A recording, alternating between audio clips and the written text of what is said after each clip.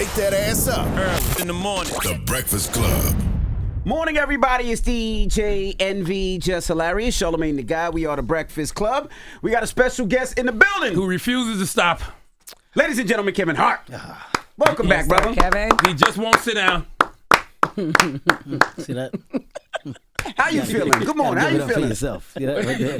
Give it up for You yourself. might, if nobody else will, clap for gotta give it yourself. up for yourself, That's right. man. I'm There you feeling go. good, man. You What do you feeling mean? Life is great. No complaints, man. Here to talk about more shit, which means great shit is happening. Still moving, still tracking, still working, still doing the same thing but bigger. When the last time you took a break, Kev? Why? Why take a break? Charlamagne, we talk about this all the time. What do You you take need a a little break rest for? every now I and don't, then. I don't need Rest, no reset. rest. You can rest when you die. God, I enjoy doing what I do. So why am I looking to rest? I have a good time working. I don't like hate my job or my job doesn't stress me out. I enjoy the idea of work. I enjoy the idea of doing something that I set out to do. Like that's my happy space. Yeah, so I'm not resting anytime soon. Well, congratulations to your Eagles. 45. Thank you. Yeah, Yeah. congratulations to your Eagles. Huh? Yeah, I said congratulations. I didn't say no. I just said congratulations. You a Giants fan? I am a Giants fan. That's crazy. Yeah, you thank me. I mean, I don't work in the office. But I understand what your office did. Saquon Barkley. How about that? Huh? How about that? Just a second. Oh, Just they a moved the second. helmet. to See talk the about helmet? It was signed by Just a Saquon. second. Just a second to talk about that. How Signed about by that? Saquon. It says Saquon. How about that? Yeah. Man, like not a lot of officers can like sit and be like, we fucked up. Like, there's not a lot that can actually go, you know what, man, we really fucked up on this one, man. We did. Like, who's responsible? Like, they got a point. That's one of the few times where they got a point at each other. Was it you, Gary? Did you? Who didn't make the fucking deal? I That was a thought dumb that it was one. been, I thought it was in our best interest. The biggest gift in football, man. So stupid. It is. Such a But it was good for dumbass Saquon. organization. He wouldn't It was have had great that for season in Saquon, New York. yeah. I'm happy for Saquon. He wouldn't have had that season in New York. You don't know what he would have. That's true. You don't know what he would I have. know they wouldn't have won no Super Bowl. I mean, that's true, but you don't know the season that That's he true. would've had. That's true. Coming back healthy, ready to play football. It's not like he just got good. He's been fucking good. Always been Healthy, good. Yeah, they should've done it. 100%. He was the face of the Giants. I mean, 100%. Why do you give it a say? I just don't understand it. But thank you. I thank the Giants for the gift. One of the Well, best gifts you're that I've welcome. ever fucking received as a fan is Saquon Barkley. Talk to us about this new 2-part documentary you got. Number one on the call Number one on sheet. the call sheet. Congratulations, Shouts out first of all. to Jamie Foxx, man. This is a Jamie Foxx idea that he came to me with at Heartbeat. And, it was a concept about being number one on the call sheet and the good and bad of it, right? He's like, a lot of people experience it, but it doesn't do the same for everyone, you know? And whether it's the ego, whether it's the money, whether it's the idea of the money, whether it's the thought of my career is now about to be, and it doesn't become like there's so many different concepts attached to it. I thought it was a great idea, man. Fox is a brilliant mind. And I said to make it real, like we got to go out and, of course, tap into all our relationships. So it started off as just the idea for men, like we were heavy on the men's side. And then we were like, yo, it's dope as fuck if you have it to where, there's a male version and then we go and we tap in to a female version as well. And really just expand the conversation of success or lack thereof. And it's dope to hear all these people talk about it. So I think people are going to be blown away by hearing the good and the bad. Like everybody doesn't fuck with the concept of it, Well, being number one on the call sheet? Everybody doesn't fuck with it, man. That's interesting. When did you become number one on the call sheet, and what does it mean to be that? I've been number one for a while. But when was the first time? I love it. I love it. Like I don't want to make it very clear. I love it. Was Think Like a Man the first time? No. I mean the first one was probably, of course, Paper Soldiers way back in the day. Oh shit! Yeah. But it's been a lot. Yeah. Dame will be happy to hear that. He'll be happy to hear that you. Paper Soldiers. Shouts out to Dave. I think for me it's more about it's about the idea of building the project. So I'm more of the creative behind the scene now. So to have the idea and the idea come into like real life and you're like, oh shit, we're doing this and it's happening, and then the number one on the call sheet and you're like following down. That's great. But now honestly, I don't really give a fuck. Like I'm joking about the number one, but I'm more about putting other people in place to do shit, and the producing or the development of projects is what thrives. Like that's what drives me. Now, you never left the road. Why is the road so important to you? because you control it, you own it. Mm-hmm. There's And you do nothing small better. venues, you do big venues. Like Nothing better than stand-up comedy. Yeah. There's no job better than the job of live entertainment, live audience, your fans, your connection, your relationship. It doesn't die, right? Like you literally, if you treat it like a plant and you forever water it, the plant is never gonna die, right? Like, so if it can grow and you have good seasons, bad seasons, it's always gonna be there. And those fans are just gonna ride with you forever. So I'm very adamant on staying true to stand-up comedy. Nothing takes the place of stand-up comedy. I don't give a fuck what I'm doing, the level that I'm doing at. I will go and do comedy clubs. I will come to New York for months on a time and just do a run of pop-ups. That's my muse. That's my stress reliever. So, Do you have a specific process? Like, do you ever still go back and visit family in Philly to like get some like core material? no, I mean, you know what, Jess? I think when you're doing a lot in general, you're always in a space of creative thinking, right? Like if you're nonstop, I'm not in the house. Like I'm traveling. I'm around people. Like if you're constantly around and you're constantly seeing things, like that's where your ideas are coming from. That's where the urge to talk about more shit happens. Whether it's young energy or old energy, that's where my appetite to go, oh fuck, that's funny. Let me go on stage. I'm gonna see what this is. Or, oh God, this is a new fucking like, this is a new bait or possible like idea to get to the bait. So I can fucking get like some dope shit. Once I get excited about it, then I'm hitting the ground running. But it's not family generated. It's travel generated. Yeah. Where am I going? What am I experiencing? Who am I around? Did you hear Damon Wayans say that he would never do stand-up anymore because he was like, people are too sensitive? No, he said people are stupid. Well, yeah. He Oh, said they people are said stupid. dumb. Basically, he says anything, people get offended too fast. And it's like, it's just not worth the stress.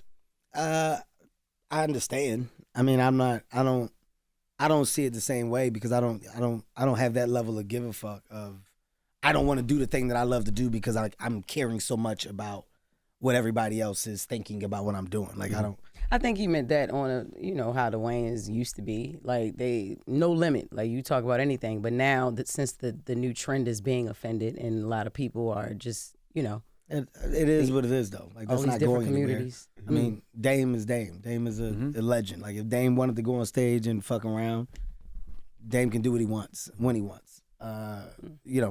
The idea of people being upset or fucking triggered, if you're thinking about that, like then you're going down a crazy spiral. I'm not doing comedy and thinking about the thought of what you think about what I'm saying. Like I have the things I want to talk about. I know the direction I want to go in.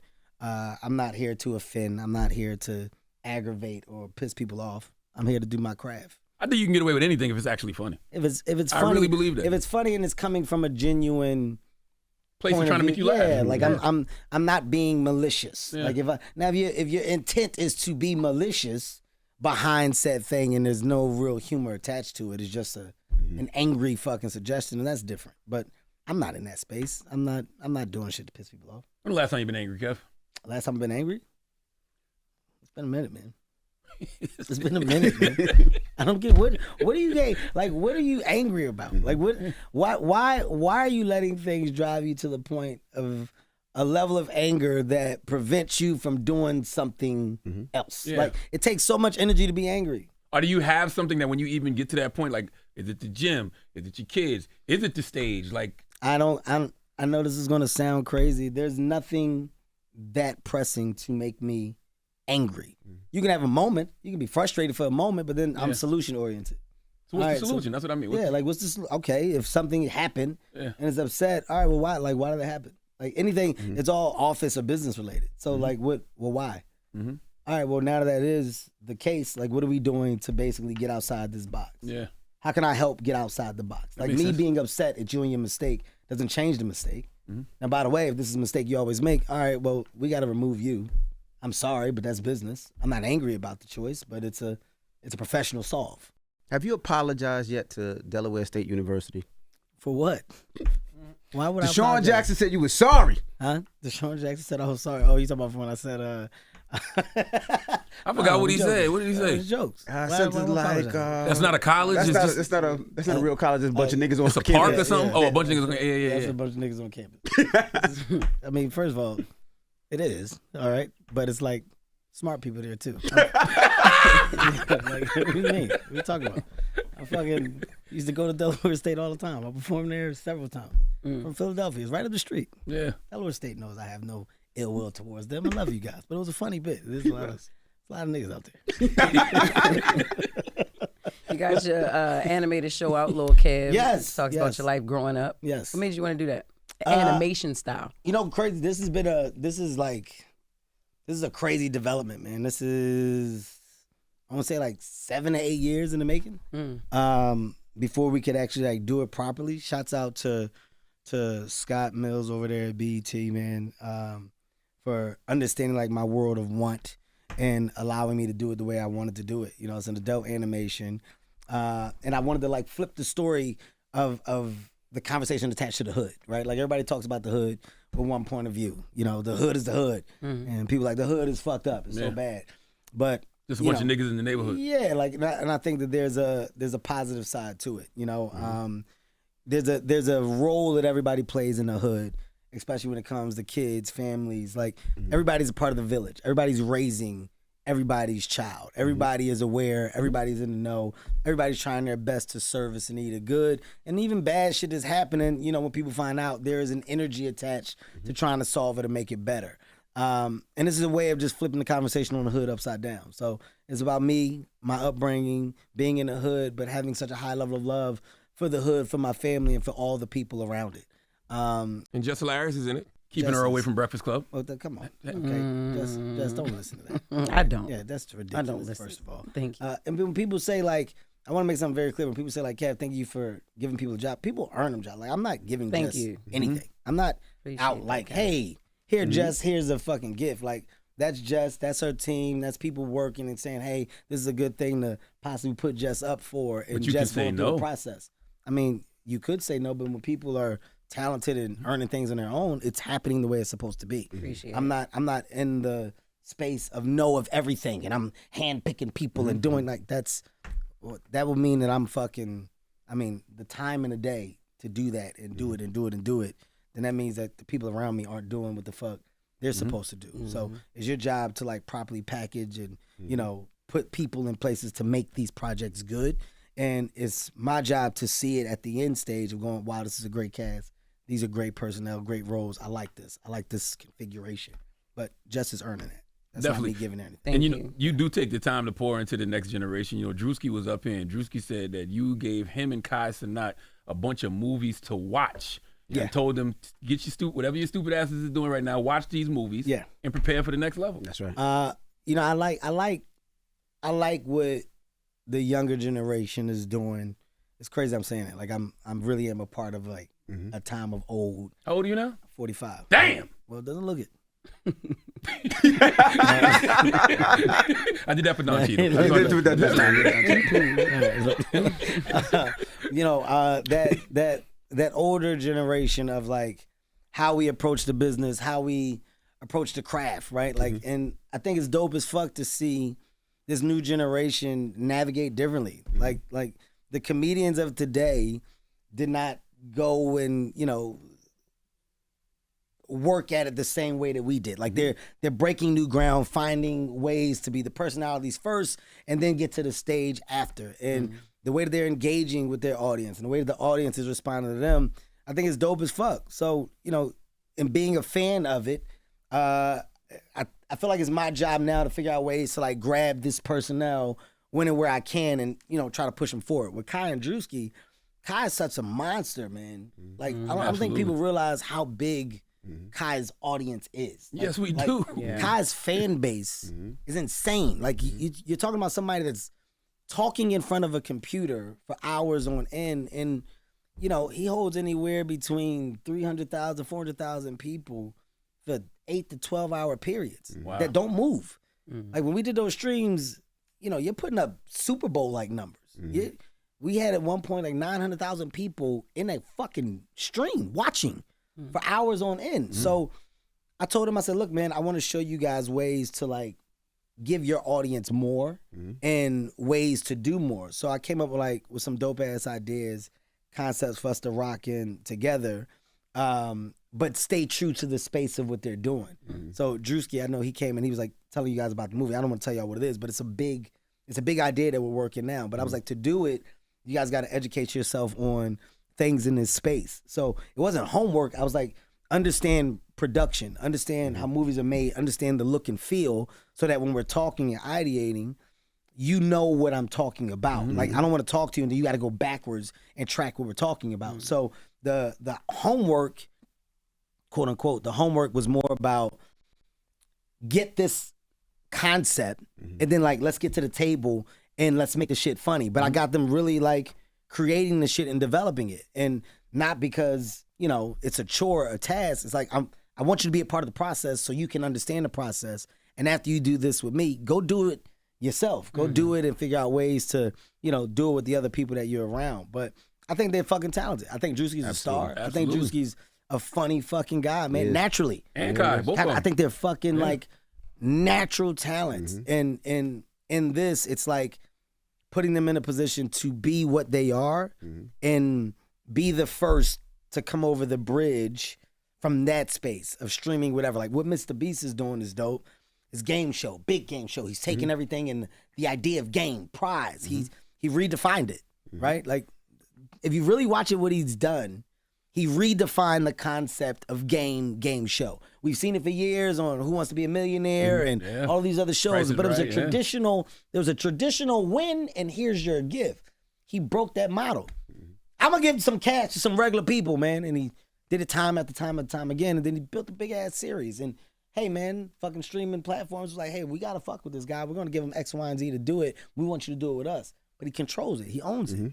So I'm showing them how to control, how to own, and do bigger things so it doesn't cap out at the stream. Druski said you actually set him up in that stream with that little kid. He Little said fat boy. He said it was you that actually set him I mean, up. this is ridiculous. That's what I he mean, said. you did though. You did start it off. He said you started. And they followed your lead. He said he followed your lead. ridiculous. Because you're the OG, they follow your lead. That's Well, right. first of all, what you need to understand is where the cameras are at all times.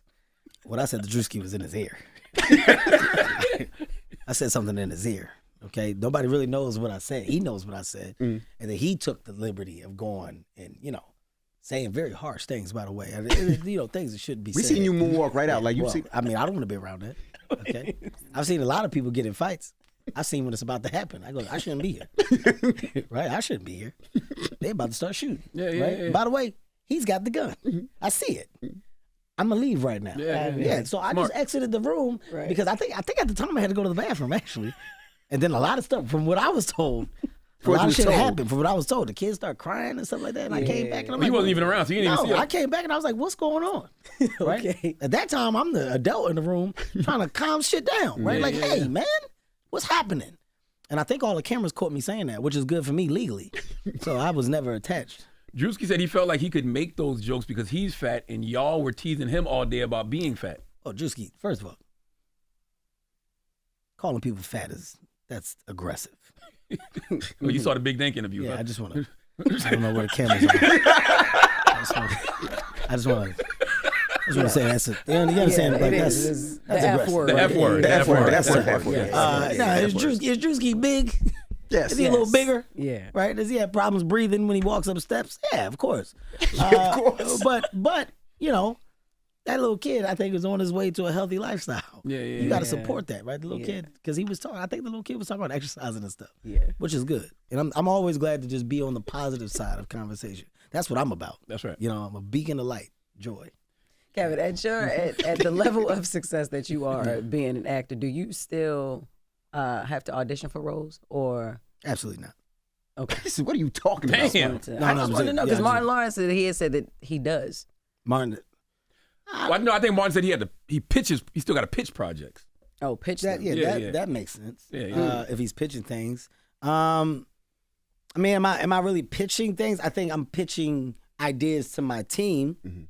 I'm more in the business of creating the things that I think best service my want and my direction in the business. Like when you think about the dramas, you think about all the things that I've done that's serious. Like that's been me. So true story. I was like, I want to fucking kill somebody on camera. I think it'd be dope. And I went and found a guy that created Narcos. And I was like, yo, it'd be dope as fuck if we can collab and talk. But we developed it. And then I was like, okay, this is great. let's go and take this out. Like that's developing it and then going to sell it. Fight night, that was me, Will Packer, and Will telling me he had the rights and us saying, hey, to do it, this can be dope as fuck, but let's do it this way and put the right people in it. So like the creative side of from start to finish is where I'm playing it now. But like auditioning, I'm not really auditioning. I think people, if they have a project, they're like, oh, Kevin would be good for this, and I'm getting those calls. Hey, we want you to do. And then I got a decision of if I want to do it or not. Like, for instance, The Upside. That's still one of my favorite movies. You and Bryan Cranston. They already saw you for that role and just called you. They said, we want to do the remake, and we see you and Bryan Cranston doing this. Are you interested? And that was genius. Absolutely. And Nicole Kidman. I was like, absolutely, hands down. But it's coming out and having an ask. Not to say that I wouldn't audition. You would? Nah. No, he I'm wouldn't. about to say. I was trying to clean it up. I was trying to clean it up. We didn't believe you. Yeah, I was trying to, because I Nobody know y'all got believed that. cameras here. I just wanted to look in and make it just look like I'm willing to do. No, we didn't. Right? We didn't I'm believe not. you. I just want to make you understand. When's the last time you got booed? And the reason I ask is you said you do small shows. Last time I got booed, I'm not getting booed. Like I'm not getting booed at this point. Like if even if jokes aren't funny, you're getting the credibility laughs at least. You Right? try You're laughing just because it's you. Yeah, like you trying things at out. minimum, yeah. Are those like good when- laughs, though? You don't want those. When you trying things out, you don't care. You don't want a damn boo either. You don't care. Like Yeah. honestly, there is no care for like the level of laughter when I'm trying to figure shit out. Now, when I think I've got it all done, and I'm like, oh, this set is complete, and I'm going out and I'm struggling. Okay, then that's a little self-esteem bruising if that's the case. But that hasn't been the case ever. Like when you work the shit and you done worked on the craft, and I'm like, okay, I got it down. This is my set. No, you're not running into them problems. Now, do you get an occasional person that you got to deal with in a crowd? Yeah, but that stuff isn't booing. That's like, atmosphere. That's heckling or somebody yelling out and looking for a moment. Every once in a while, you got to show that you still got that, and you put people in a place comedically, and then you move on with the set. But booing, no. What about like social media backlash? Because everybody, for whatever reason, was highly upset when you hosted NBA All-Star Weekend. Or there was a section of the internet that was acting like they were. What energy do you give that? Right. I'm a partner to the NBA. Like, understand what that means. I'm not coming on to be Kevin Hart and have funny moments to the NBA. The NBA has been a servicing aid to my career for over 15 years. Like, you go back and you'll look at how much I've been on NBA, TNT, and All-Star Weekend, Celebrity Weekends, all these events. Like this, you're not looking, it's almost host adjacent, right? Like the personalities that we lean on because we're familiar with family and we know how they work. That's what that is. So the All-Star, I'm not going to the All-Star game to try to create a big moment for me. I'm there because the energy of the All-Star game comes with Chuck, Ernie, Kenny, myself, Shaq. Like, we've been doing this for years. Like, just talking and playing with one another, bantering on camera. That's not an easy thing to do. They make it look fucking easy. They make it look great. That's not an easy thing to do. Especially between you and Shaq. Yeah, that like seems that's very not easy. That's not fucking an easy thing to do. Like that chemistry, that rapport, it comes from like having a real understanding for how TV works. So you can't just throw new things in there because it gets weird. People don't understand the times. People don't understand the cuts. How much time you got to go? Cut back to the game. They're trying to do so much new shit. And they're trying to discover it. So while they're trying to figure it out, here's personalities that we can lean on. So at least we don't have dead space or dull moments on camera. That's what that is. So when you understand the technicality behind it, then you understand my involvement. I don't feed into the other shit. Like I know why I'm there. Partnership. Do you ever tell Shaq to like really back up off you? Because he'd be kind of sexually assaulting you in a little bit. What? Shaq, Hey, well, come on. I Just a little. listen, What? There's only one time where Shaq has done some crazy shit. Now, Okay. where I was uncomfortable. Hey, what was it? That was on Real Husbands when that whole thing that's on the internet that they. Oh, yeah. But That wasn't scripted, right? No, it wasn't scripted. I bet it was. It was a moment when honestly, I'm gonna be real with you, I couldn't do nothing about it. Like I was like, yeah, they got to cut, right? Like this is, this is before I put a little size on. Not to say that I could do something to Shaq, but I didn't. It was a very frail version of me, and this is when Shaq was like when they were like just talking about Shaq being a cop, And he really was a cop. We thought it would be funny as fuck. Shaq pulled me over on Real Husbands of Hollywood, and like Shaq is like basically about to arrest me. And he fucking, everybody can't improv. Say what he did to you, I'm Kev. not gonna. I don't Tell need us to what he repeat touched it. you. That's crazy. They kept rolling. They knew Kevin was What uncomfortable. do you say? They just kept I just rolling. wanna, you don't even have to say this. We're not even gonna discuss For it. people who haven't seen it, Real Husbands is a great show. You should watch it. It's a great show. But it's online. Yeah, but what we're not gonna do is make it seem like something that it wasn't. So what he did was he grabbed me when I got out the car, and he just tried to get a little physical, right? It was like Pat you down. yeah, but it's like everybody doesn't improv the same. Yeah, comedy, it was crazy. Comedy is an art. Like you ever see comedians when they try to like improv, and some of them go too far or they don't know when to stop. Right. You're like, hey man, we gotta end the scene. Like you it can't go on forever. Like, oh yeah, well your mama, and you're like, well. My mom, you can't bring up moms because we don't know who our moms are in this scene. It's like I just Googled it. yeah, boy, What you happened? know And what it I'm saying. says #pause of the week. Hey, yo, nah, Shaq, you straight violated Kevin Hart. You literally took that man to Pound Town. All right. Did he? Well, this is what you're doing is ridiculous. That's actually nuts. Nuts? Nah, that's nuts. That's So nuts. He grabbed me, throws me over the car, Over the car. and he Turned like you he around. starts humping me. Humping you? Yeah. So I'm like, I remember, Hold who on, was hold on. He directing? turned you around, bent you over. Well, Wow. that's not He what did you're do doing. all is You that. have to look at By the way, Kevin's face and just say you let me can tell. Let me tell you what I can tell Charlamagne is. Charlamagne is a pervert. Like He is. Like, he's a Yes. nasty man. He is. And He is. in this brief time, I just found out a lot about him by the way he starts describing stuff. Yeah, very graphic, nasty man. Yeah, I just told you. I'm just did. describing what Shaq did No. to you. He grabbed me and he fucking like throws me over the car. He's like, you don't know what I can do. He starts humping me. I remember Ralph was directing the episode, right? I remember Ralph was directing the episode. And I remember I looked at Ralph and I'm like, hey, did y'all, is it pink pages? Like, did something happen? Right. And they was like, all right, nobody wanted to say shit to Shaq. They was like, all right, we got it. So let's just move on. We just fucking moved on. Did y'all talk about it after? No, we didn't even address it. I was like, man, just like everybody just shut up. He tried to get you again All-Star Weekend. Everybody just shut up. No, he he don't. did. He don't Did you do get it triggered a no more. little bit? I saw you. He was creeping up behind you. No, that's a very. I'm older and I'm in a much more controlling state in my life where I would say something to Shaq. Don't do that. Right? Don't fuck it. No. Like, hey, you gotta stop it. Right? Like a firm stop that. Right? But in that moment, that was Shaq trying to be funny. That's my nigga. Salute to Shaq. I have so much love. Do people know the role, well, this generation, do they know the pivotal role Shaq played in your career? The pivotal role? No, I don't think people do know the pivotal role. What is the pivotal role? That sounds crazy. No, I'm being serious. We don't know. When he had the Shaq Comedy All-Star Weekend. Yes. And he's referring to like the special that actually launched. I would say like the bigger side of success to my comedy career. No bullshit. It is Shaq's All-Star Comedy Jam. That was in Phoenix. You know the crazy thing? I did it as a favor. It was a favor.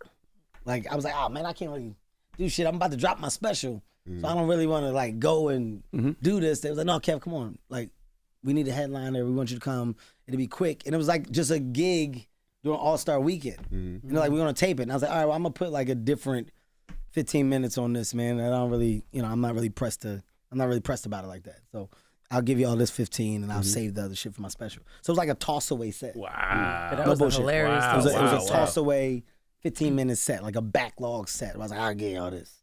And the shit ended up being the biggest. So shouts out to the big dummy himself, Shaq. I want to go back to number one on the call sheet because Sterling K. Brown did an interview where he said that people wanted to put him number one on the call sheets, but he was superstitious about it because he'd been successful enough not being number one, so he was okay with being number two. What do you think of that?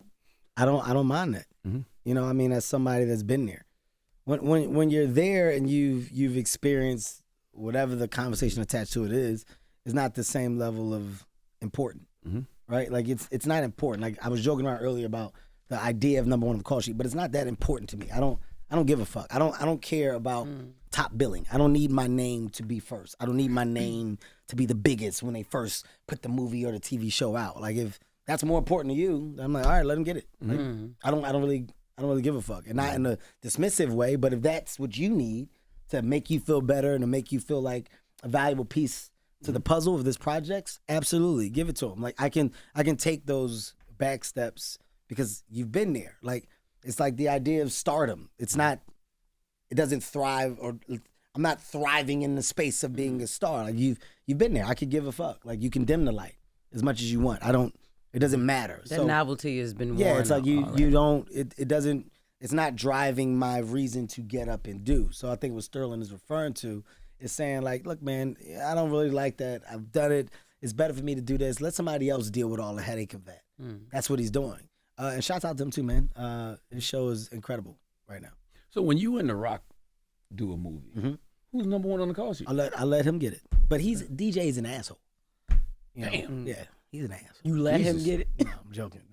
Yeah. No, DJ. By the way, he trumps me every time. What do you mean? It's not even a conversation. I don't even bring it up. Like, no, you're number one on this, right? What is it? Is it because the box office numbers? Like, how do they?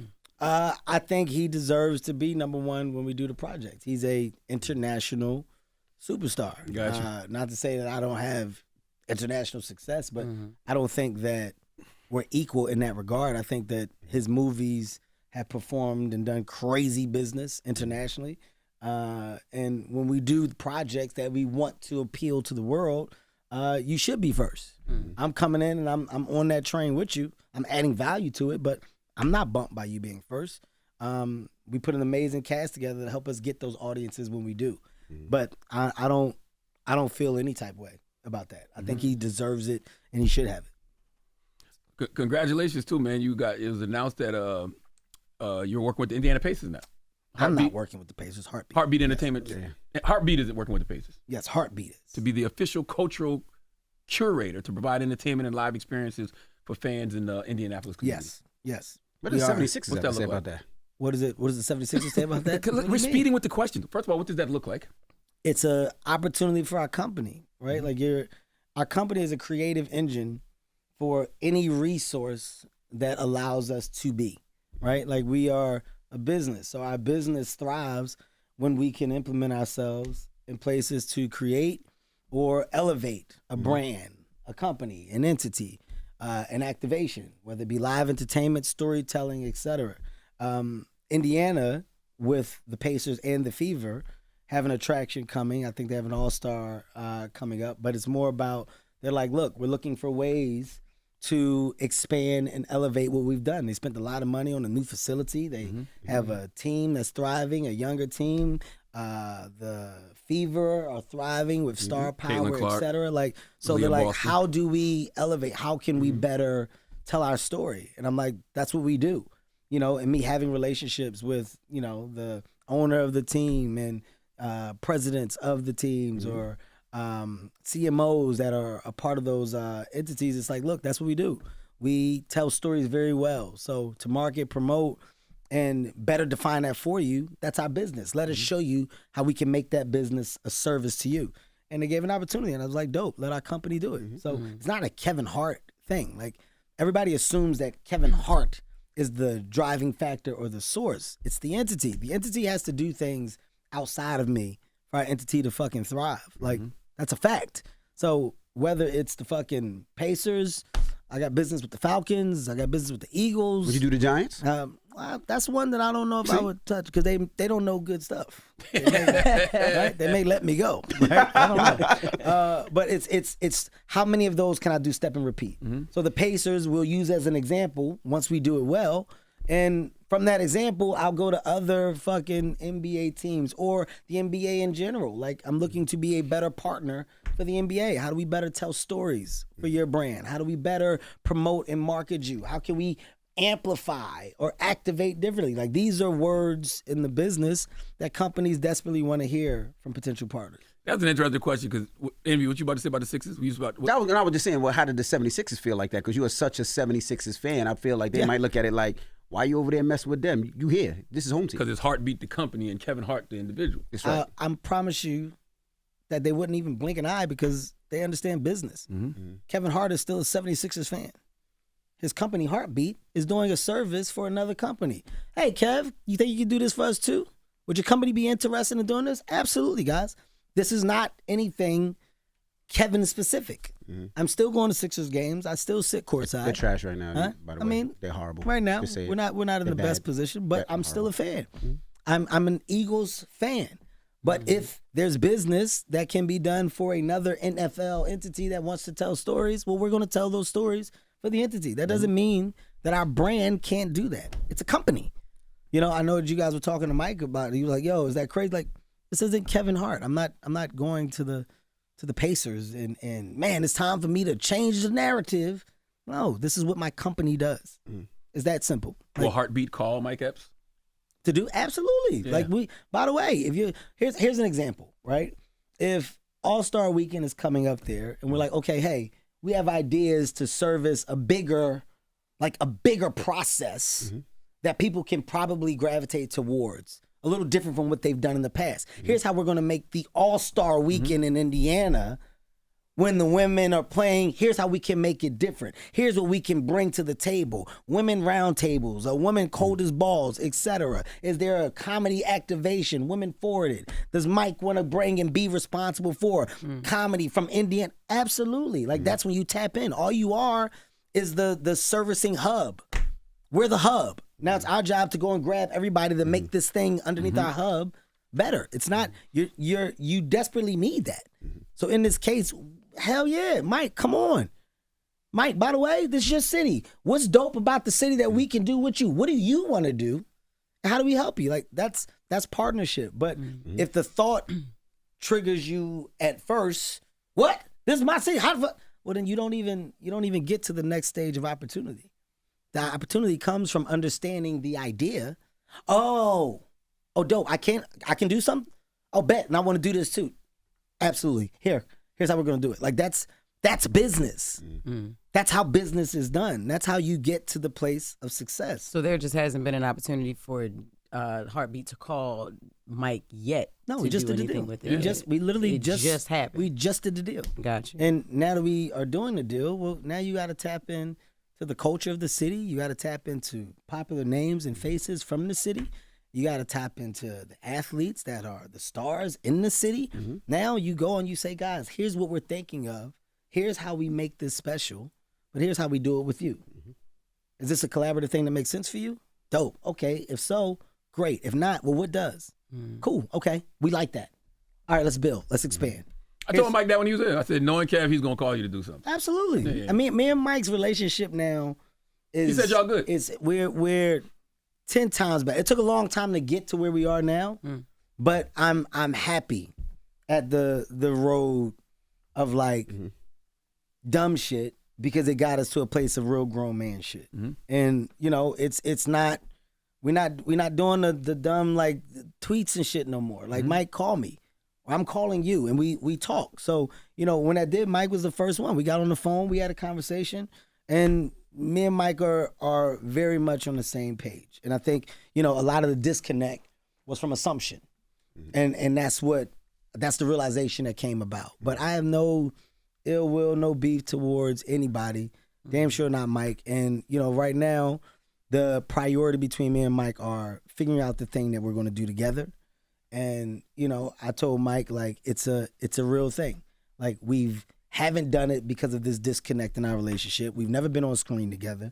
We did Real Husbands together in the beginning. Mike did an episode.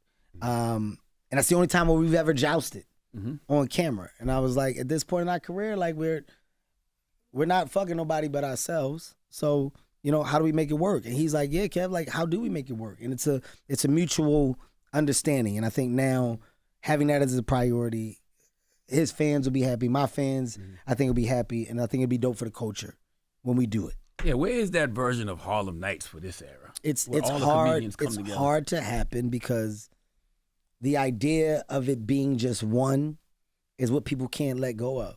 What you mean? Like, there doesn't have to be just one star. Well, Harlem Nights wasn't just one star. It was But that's so why it many. worked. Right. That's why it worked. Richard didn't give a fuck about Eddie. Eddie didn't give a fuck about Richard. Right? Like, they're the two biggest fucking comedians. You know, minus the bullshit, the only person that was missing that should have been in that, you know, Cosby in some degree, right? A showing of him. But they had Red Fox, Robin fucking Harris. Like, if you go and you look at the names, you know, fucking Del Reese, like, you look at the names and the people in Harlem Nights, you looked at a fucking conglomerate cast of hard-hitting comics of color We don't have that to date. The attempts to do it, shouts out to Chris Rock, top 5. Yeah. Putting comics in, whether you are a fan of the movie or not. The attempt was, I want to see comics of color share the screen together, and I want to get down. Tracy, Leslie, Chris, like I want to get down. Let's go back and forth. Let's do some shit. Death at a Funeral. Chris attempted to put comics together.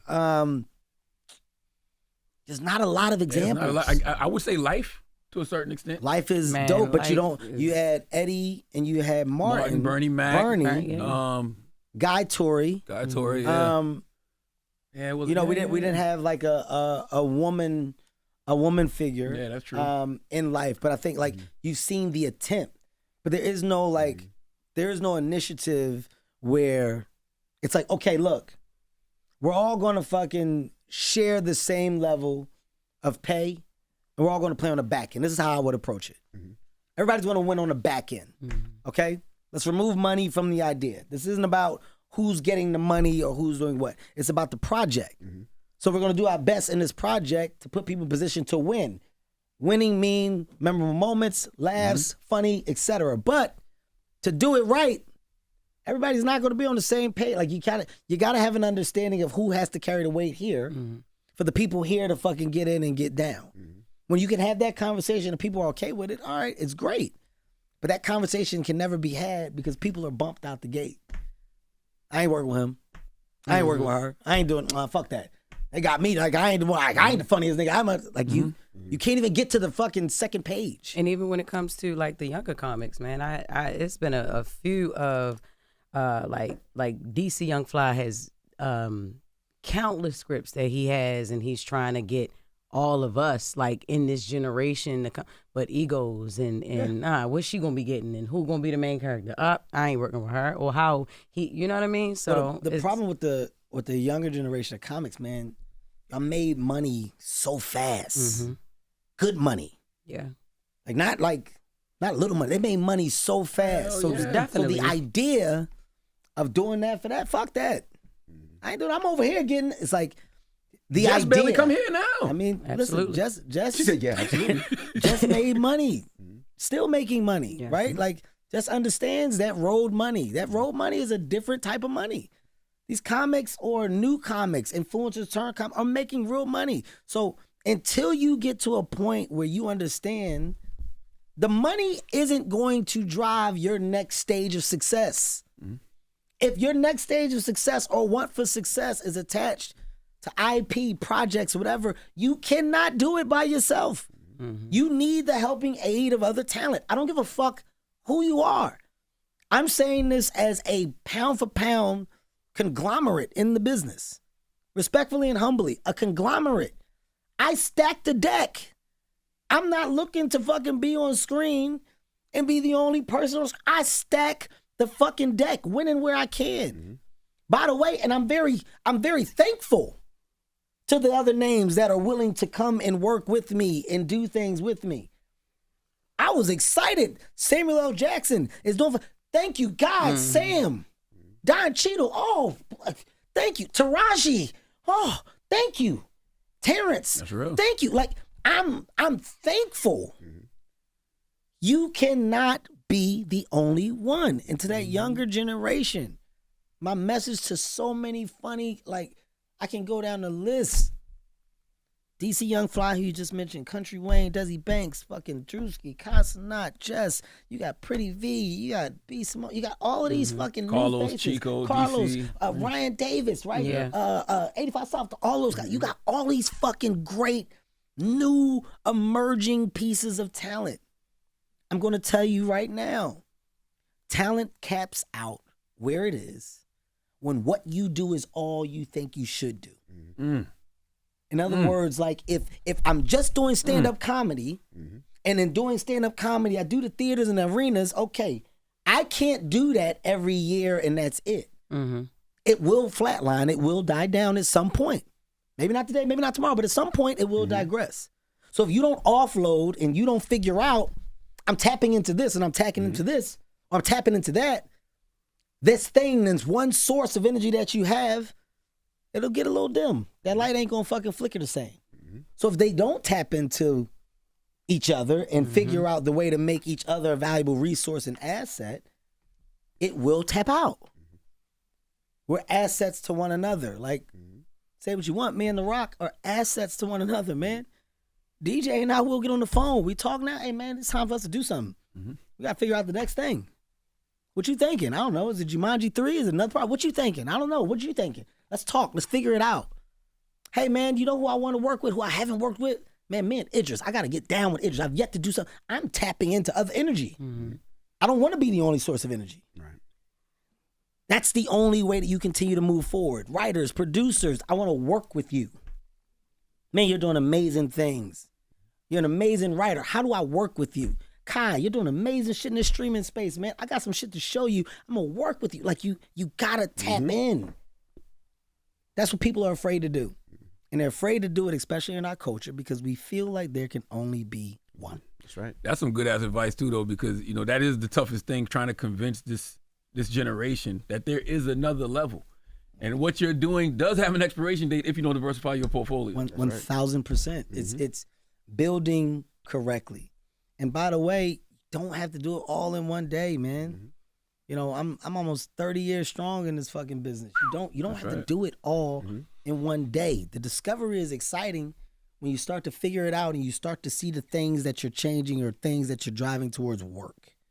That's the exciting part. And the exciting part is when you're like, oh shit, I actually can do the shit that I'm thinking about. Like, oh fuck. Damn, I started off doing these videos and now the videos have turned into a business, but now the business has turned into a touring job. Now my radio job fucking offsets, promotes the fucking touring. By the way, my businesses are connecting. The dots are connecting. Say what you want. You can hate me or you can love me. I connect dots. I connect dots very well. Every piece of this machine somehow connects in some way, in some shape, in some form. So at the end of the day, if this piece dies, well, you can't kill this one. If this one dies and this one dies, well, I got this one. If these three die, well, they don't know I got these. The dots are important, man. And that younger mindset in this business today is a cash-driven mind. The money will come. I'm telling you, the money will come. The ideas don't. The relationships and the partnerships don't. There you go. That's the difference. Kev got to go too, guys. I mean, I don't Kevin want to motherfucking Hart, man. Yeah, that's right. You know what I'm saying? Great energy, Appreciate great you, information. Kev. I do got one last question, Kev. Do you have a sign? Like, because people interview you all the time, right? And it got to get to a point where you be like, I'm tired. I got to go. Do you have Kevin like a just sign? say he got to fucking go. Well, no. But you scratch your head twice or you pick your nose? And Nah, like, I just be like, all right, guys, that's it. It's time to wrap it up, right? Well, yeah. We've been here. I think we did it, right? Yes, we got absolutely. everything. We touched on everything. Lil Kev dropping. I'm excited about it. Adult animation, BET Plus. Once again, shouts out to BET. Shouts out to my amazing team at Heartbeat, man. Shouts out to Mike Stein, Tiffany Brown, who worked so hard. Shout out to Malcolm. Oh God, I just dropped the name of my other writer. I'm so sorry. On our development side, who helped get this. Shouts out to Wanda, Dion Cole, so many other names. Yes, Miss Pat. So many other names. Slim Johnson, Cree Summer, Jamar Neighbors. Yes, it's so many people that are part of this project that have made it what it is today. And once again, this is a passion project, man. This is a piece of IP that I worked on for a long time, and to have it finally come to light is dope as fuck. It's funny as fuck. It's raw. It's edgy. And it's a true testament to my mom and dad who aren't here. So R.I.P. to the Harts upstairs. And maybe down, so my dad, they say he could be. Man, cut it out, man. I don't know. They say I don't know. So, just in the middle. My dad in the middle. That's it. All right. So, shout out to Pops, wherever you are. Wherever you are. Yeah, I know. I don't know what side. But this is. You don't want to assume. Yeah, I don't want to assume. I don't want to assume. I don't want to. If God ever closed the door, my dad might have been on the outside. But it's a testament to them. So I can't wait for you guys to enjoy it. BET Plus, watch it, lock it in. Number one on the call sheet. Shout out to Fox. Lock it in. And you're at Radio City Music Hall all weekend. That's right. Tonight, Friday, and Sunday. Radio City No, Music Friday, Hall. Saturday, and Sunday. And last but not least, man, I want to give a big shout out to my guys before I go. I've talked about the younger generation. I've talked about, energy and servicing energy. I want to talk about my energy source for a reason. Or just for a quick moment, the Plastic Cup Boys, man. Shouts out to Naeem. Shouts out to Spank. Shouts out to Joey Wells. I'm excited about comedy still, because my guys still make me work. Naeem, pound for pound. Naeem Lynn, Salute to one of the Naeem. funniest motherfuckers on the planet. Constantly creating, constantly developing new materials. Spank, one of the funniest people on the planet. Joey, been with me for years, one of the funniest people on the planet. Shouts out to those guys for making me stay as sharp as I am by being as sharp as they are. Naeem out here inspiring governors. Governor Gretchen Whitmer loves Naeem. Wrote about Naeem in her book. Man, Talks about how when she gives speeches, she quotes Naeem's Shark Week motherfucker joke. you know, listen, let me tell you something about Naeem. Naeem is the most emotional comic. So we talk about like comments and shit like that. Naeem used to go to Ticketmaster and he would read like the comments. Like he would read them all. So he'd come in like the dressing room after the show. He'd be like, "Did you see what they said about me?" No, nah. What they say? This is bullshit. He's like, nah, why are you reading that? He's like, I just go on it, but it's like once you in it, you in it. Like he would really like he would go back and forth with people like, what the fuck are you talking about? Obviously you got there late. Like he would like he would go back and forth with people. The most emotional comment. Yes, on Ticketmaster. He would go to people that had like bad things to say. He would go back and forth with them. man. I love him though. Naeem Lynn. That's it. I'm done. All That's right. it. It's the Breakfast Club. It's Kevin Hart, y'all. Wake that ass up. Early in the morning. The Breakfast Club.